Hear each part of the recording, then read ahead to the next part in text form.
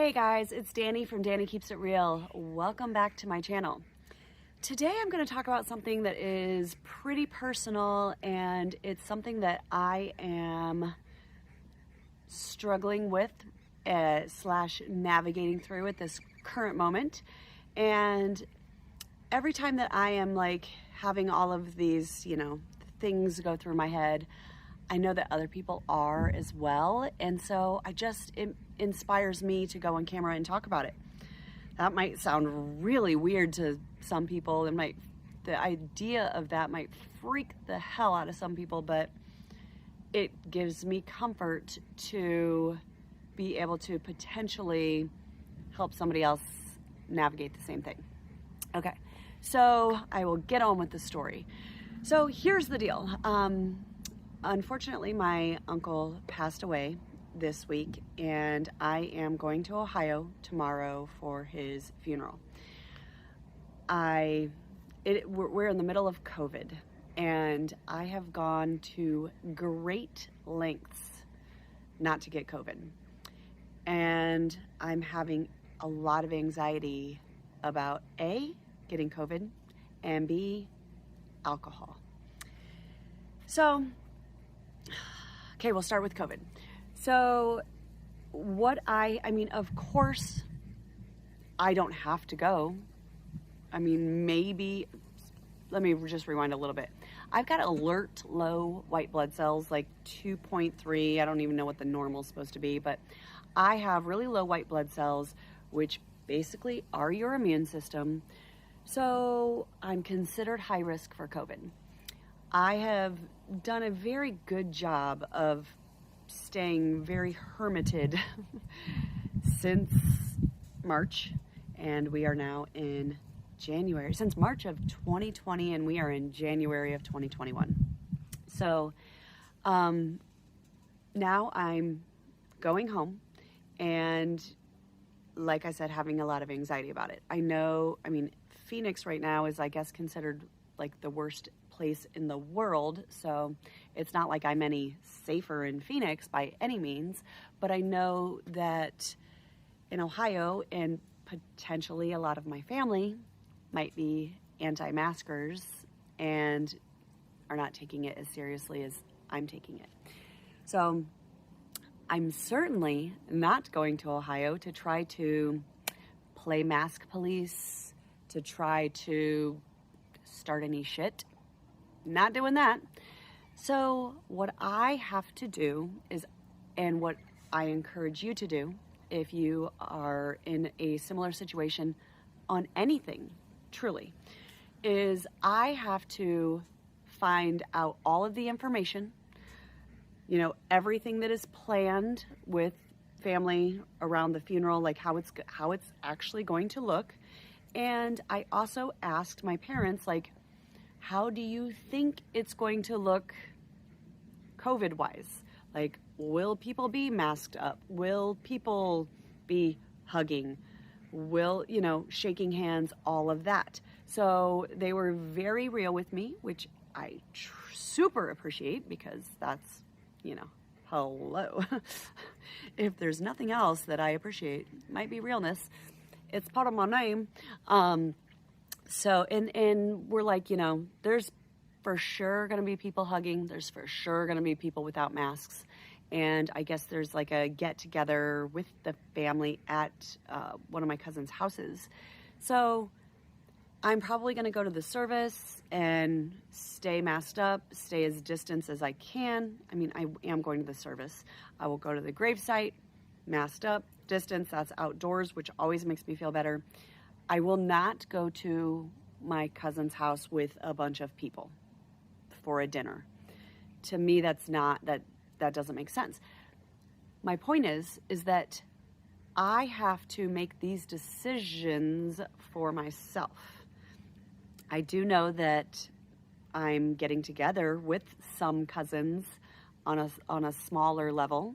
I'm getting together with at my mom's house, she's already had COVID and beat it no problem, thank God.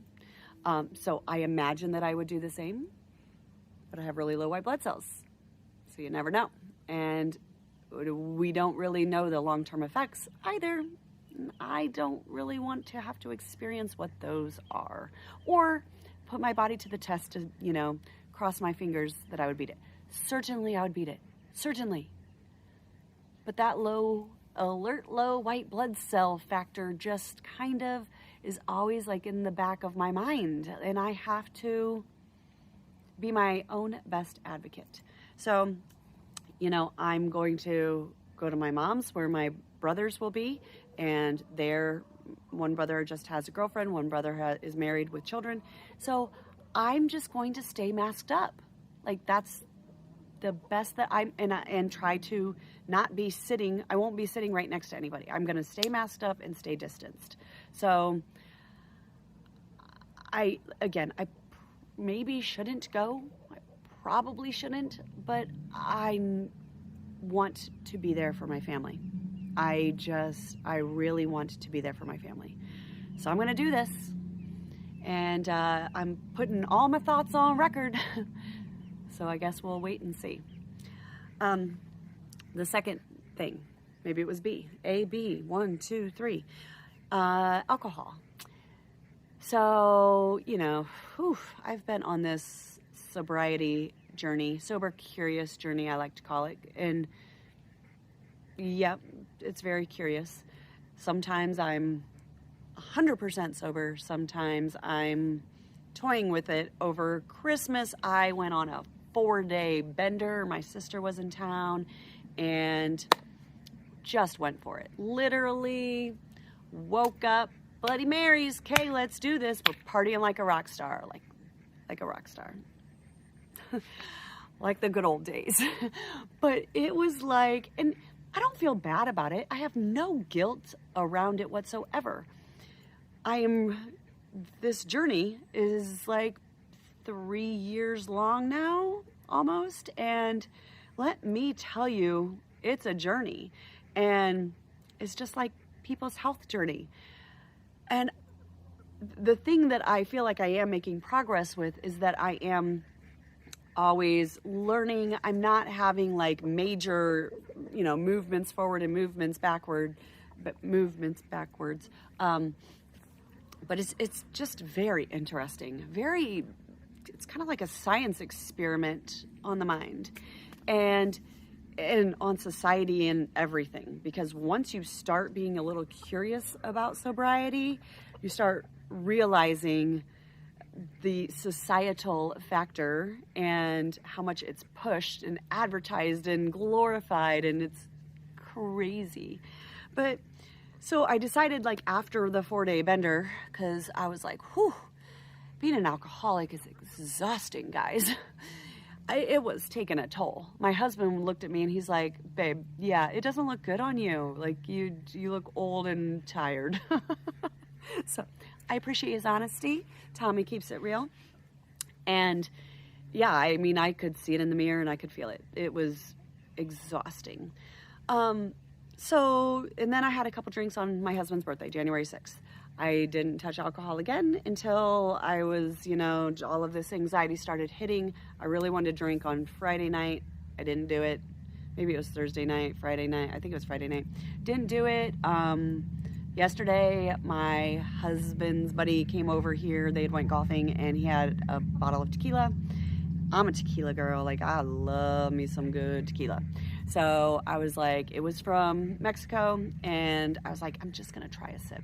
So I ended up having 2, I like to call them fingers, 2 fingers of tequila. I don't feel bad about it.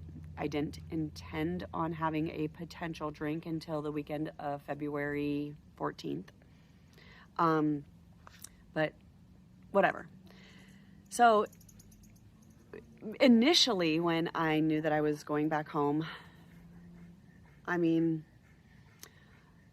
of my family members and we have a tendency to drink a lot of alcohol. So in my mind, I was, at first like, well, it's a valid excuse to myself only to drink. And then I was like, I don't want to drink. When I was just drinking for 4 days straight. It just made me feel like shit. And I also want to be an example that you can have a really great time without alcohol. And then I talked to my sister, and I'm like, I'm not drinking. And she's like, what? No, you're drinking. You have to drink.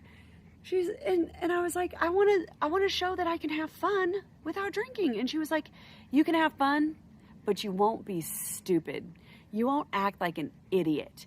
And we cousins never have gotten together. I mean, as adults, there's never, ever been a time where all of us cousins on my dad's side have gotten together. So we're all, in our 40s. I think some of us are approaching 50 or maybe in our 50s. And when people start passing away, I mean, not start passing away, but it's just when people pass away, it's always that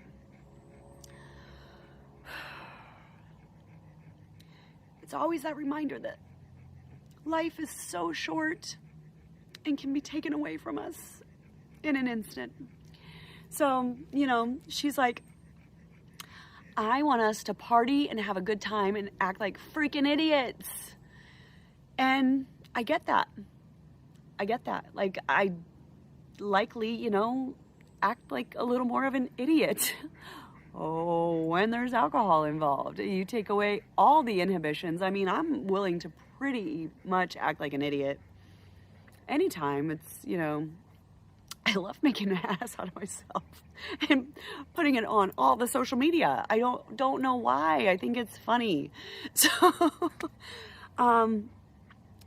So yeah, that's all the thoughts going through my head, and I just wanted to share them so that if you are experiencing similar issues, our minds are crazy, that you know that it's okay to kind of just work your way through it and work your way through all the different scenarios. And yeah, the Sober Curious journey is such a mindfuck. And the interesting thing is that it was, sometimes I talk to people. I always talk to people, but I love talking through things like this with people that are open-minded and understanding and have stuff to offer in return. And one of my girlfriends who is similar, she's Sober Curious, and she was like, you're going to be navigating things like this the rest of your life. And that was something I never thought about. Like, honestly, I kept looking for a permanent solution. Like, oh, maybe someday I will not drink at all. Maybe someday, or maybe I'll only get drunk on my birthday every year. So I keep looking for like my final resolutions around how I feel around alcohol. And she made a good point. There might not ever be one.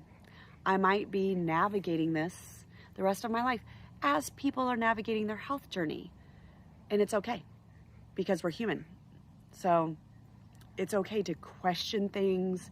It's okay to feel a multitude of ways. It's okay to talk it out. And it's okay to change your mind. It's okay to have experiences make you change your mind. And yeah, it's okay to be open-minded and think, all the ways. So yeah, thank you guys for listening. If you enjoy the thoughts that come to my mind and how I share them and express them, subscribe below and like this video. And if you have anybody that you think might take away something from this video, please share it. Thanks so much, guys. Peace and love.